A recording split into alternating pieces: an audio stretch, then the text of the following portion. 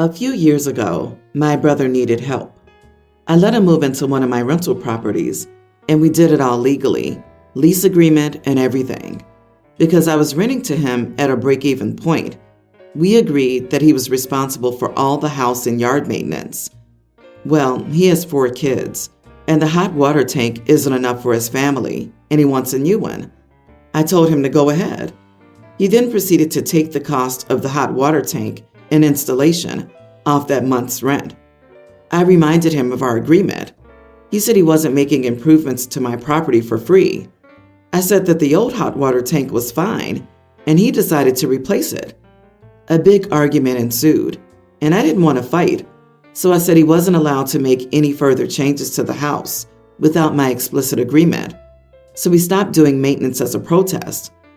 The house itself is not pretty, but it's solid. It's old, and the wiring in it was not meant for all the modern electronics we have. He wanted to add a new breaker box and run more outlets. I said no thanks. I can't afford that since I'm not making any money on the house.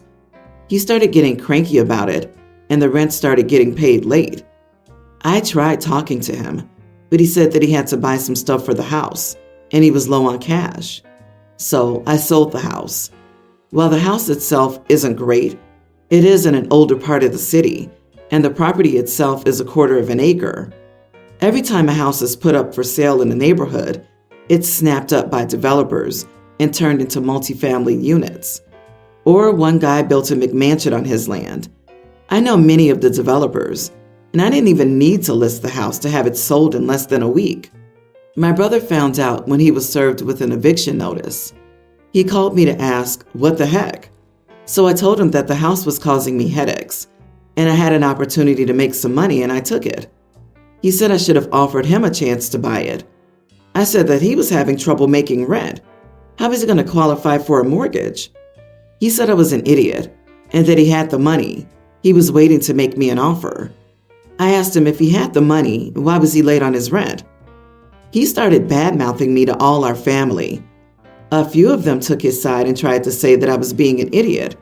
So I offered all of them a chance to clear his debt to me if they wanted to share their opinion. None of them took me up on my offer.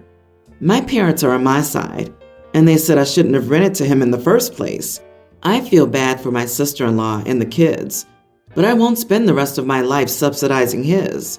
His rent covered the mortgage and property taxes, and I got no profit. The profit isn't always in the rent takings, right? The rent enables most landlords to maintain their asset, which is the property, which in itself should gain in value. When you decided to sell, you should have let him know. Maybe he could have swung the loan, and to give him the largest window possible for moving. Unless you feel there was a risk he'd damage the property to sabotage the sale, then you should have done that. Your inference that he couldn't buy the house is presumptuous. Everyone's the idiot here, meaning your brother's obviously an idiot, but you're a little bit of one too, for not telling him that you sold the house he's living in. Based on literally everything about this story, I'd say there was a higher than likely risk of intentional property damage, LOL. You're not the idiot. Your brother's a manipulative jerk. Getting out of monetary dealings with him was the smartest thing you could have done. Agree. If the brother was willing to play games with rent, how do you know he wouldn't pull a squatter's rights kind of move? OP had the instinct that they should probably complete the transaction before it could be interfered with. The fallout of doing this unilaterally is better than the potential of being the better person and informing them, giving them the potential to mess with the process. The whole better person thing is just ripe for bad actors to take advantage of you, family or not. I disagree. OP, you are the idiot. Holy crap. Why would you not tell your brother they're about to be homeless? I cannot imagine selling a house without notifying the person in the house. You, of course, have the legal right to do what you did. Turning your brother's family out on the street with no advance notice is one of those things that makes you the idiot, even if you are legally in the right. Also, updating electrical work is not unreasonable. You should have stuck with the agreement or renegotiated a standard agreement with standard improvements and higher rent. The reason you didn't warn your brother is out of spite. That makes you an idiot. My sister-in-law, married to my brother, is a resident physician who works 60 to 80-hour weeks and frequently works one or both days of the weekend. Her residency is a 7-hour drive from where my husband, myself, and my baby girl, toddler, live. My brother and I were always very close growing up and even lived in the same apartment and later same city, so we were never more than 20 to 30 minutes away from each other. I got married and had my baby, and he moved 7 hours away to be with his fiancée, now wife, pretty soon after I had my baby. It was devastating for me, as I'd always pictured us being close and having him involved as an uncle. Sister-in-law works from 6 a.m. to 5:30 p.m., 6 to 7 days a week, but does have some golden weekends where she has Saturday and Sunday off. She usually has one per month, and then she has 3 weeks of vacation, never over Christmas or New Year's holidays. During the one weekend a month that she has completely off, she and my brother either stay at home because she needs to relax, or will drive the 2 hours to see her family.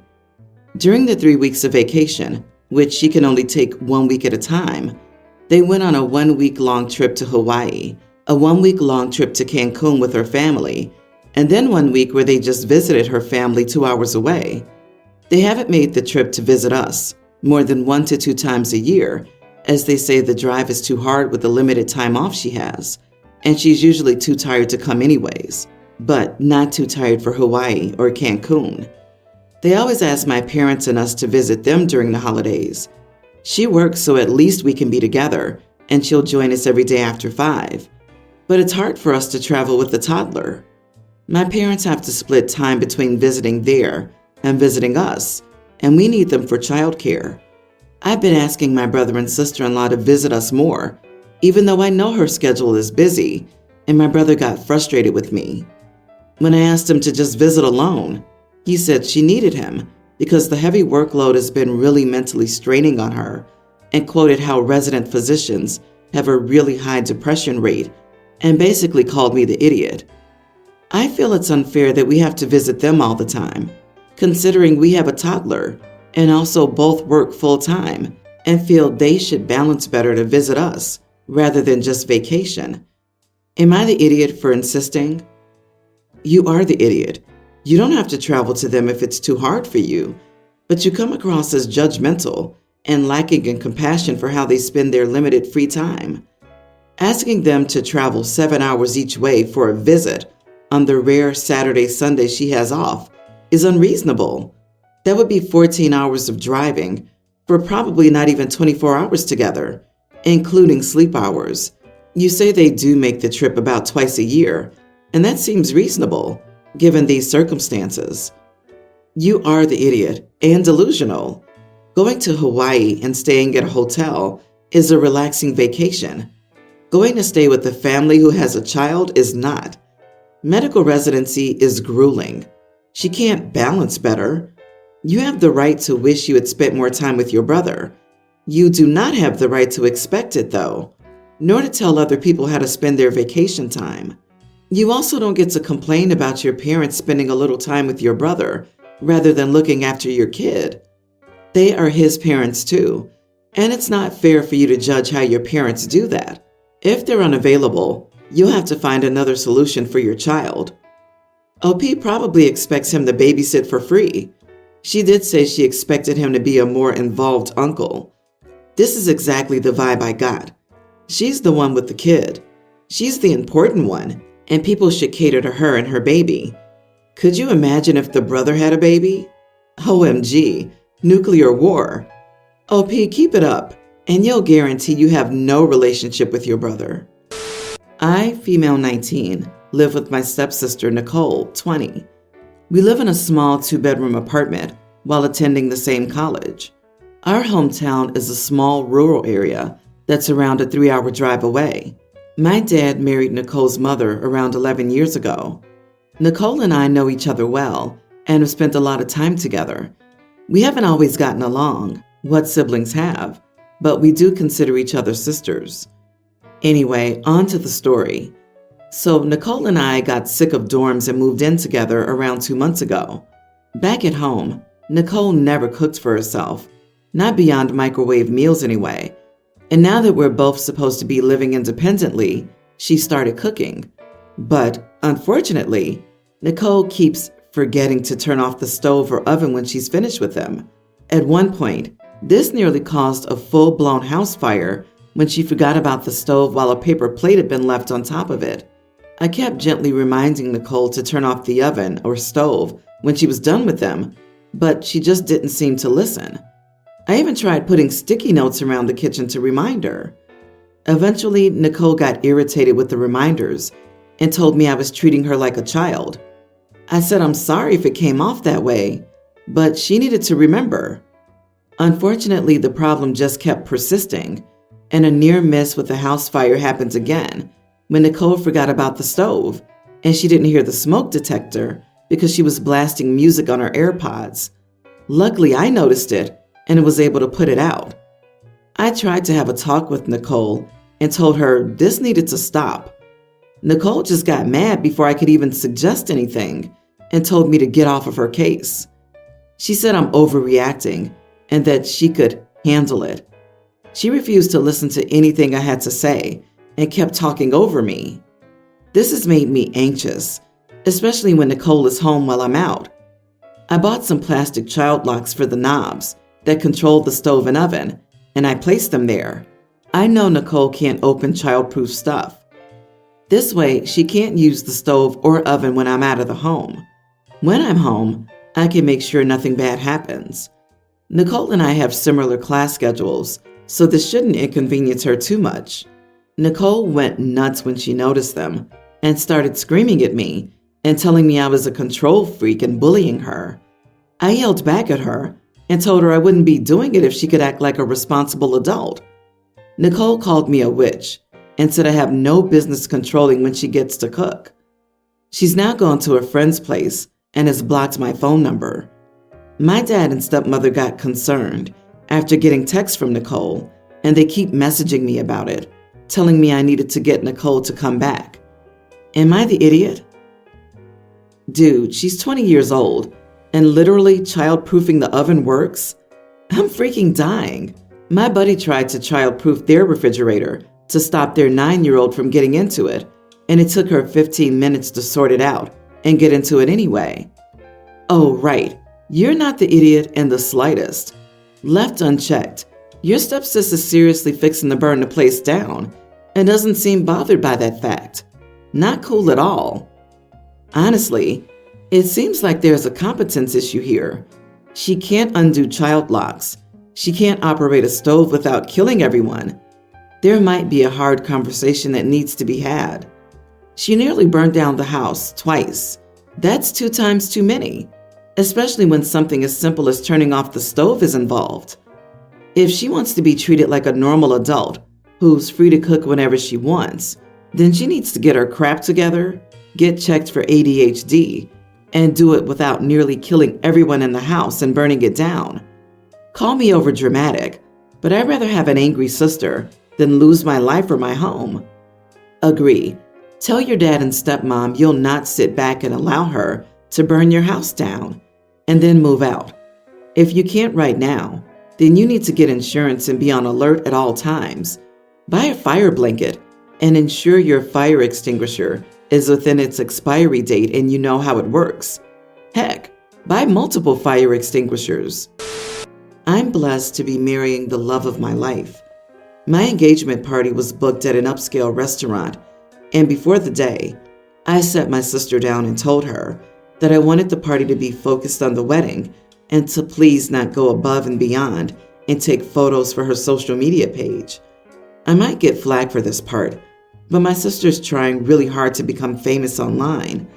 I've never said anything to her because she's an adult and this is her life, but I didn't want her to pull any of her antics for my wedding because she doesn't just take a few photos to post.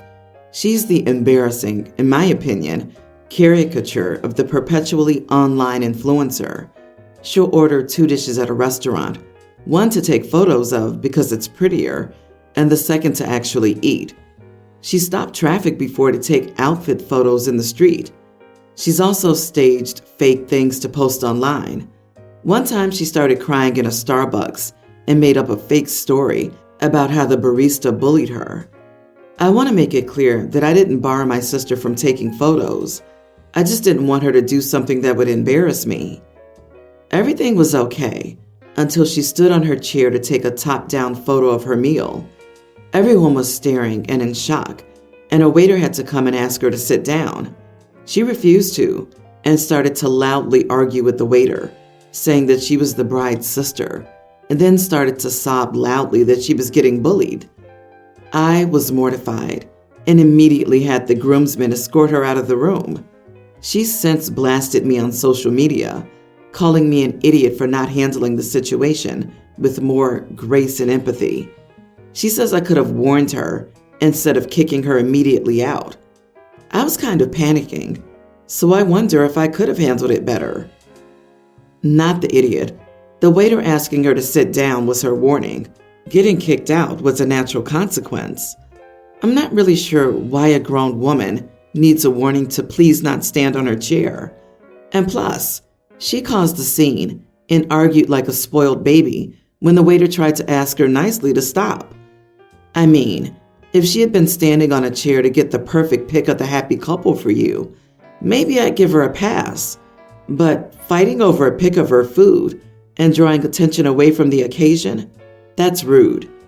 Seriously, she got 2 warnings, one before the event from OP and one during the event from the waiter. She's proven that she doesn't respond to warnings, only to consequences, and that's what she got. She's an attention addict, and the sort that always makes herself out to be the victim when she knows she was the one who effed up. $20 says she'll find a way to pull this type of crap at OP's wedding if she attends. $40 bet she shows up in a white lace floor-length cocktail dress. Does anyone have some red wine handy? Personal opinion here, but I would suggest you distance yourself from your sister to save yourself from the secondhand embarrassment. She doesn't care about you. Your warnings mean nothing to her. She's a self-centered narcissist. I gave birth a couple of months ago, but everyone says I should be eating less because I'm not eating for 2 anymore. But I'm actually hungrier now than I was before. My sister-in-law said she was also really hungry after giving birth, but she says it's your body tricking you and you have to ignore it. She said to be careful because I'm much shorter than she is and will gain weight faster. She offered to bring me some food to help out. Yesterday, she brought over lunch for everyone, and it was a salad. I was hungry because I hadn't eaten since breakfast, so I added boiled eggs and some cheese. My sister-in-law said I turned her low-fat meal into a fatty one and defeated the point of her bringing food over for me. She pointed out that my husband, who's taller and more muscular than me, didn't add anything to his lunch. I said I was hungry, so I had to add things. She was upset and left. My husband thinks I should have just eaten the salad as it was and eaten a snack afterward, so as not to hurt her feelings. Maybe he's right and I was ungrateful, but I want to eat cheese all the time. I hate breastfeeding when I'm hungry. Am I the idiot? Not the idiot. Sounds like sister-in-law needs more fiber. You're breastfeeding, which takes a tremendous amount of calories. That's why you're hungry. Sister-in-law sounds overly involved, and I probably wouldn't accept any more food from her if she couldn't keep her mouth shut about what I wanted to eat. Yes, it's the control over her body that's disturbing. Sounds like the sister-in-law is one of those helper types who will want credit for saving her from herself. Why is sister-in-law worried about others' physical appearance and weight loss? Regaining your body's balance after childbirth has nothing to do with vanity. Only you know what you feel like, and it's nobody's business what you eat while nursing and bouncing back from birth. You need fat, protein, and calcium. If you don't take in enough calcium, your body will leach it from your bones to make milk. You need 500 to 1,000 extra calories a day to breastfeed. So listen to your body, girl, and eat that cheese. Next time the sister-in-law bugs you, tell her to mind her own business. The absolute audacity to comment on a fresh postpartum body is mind-blowing.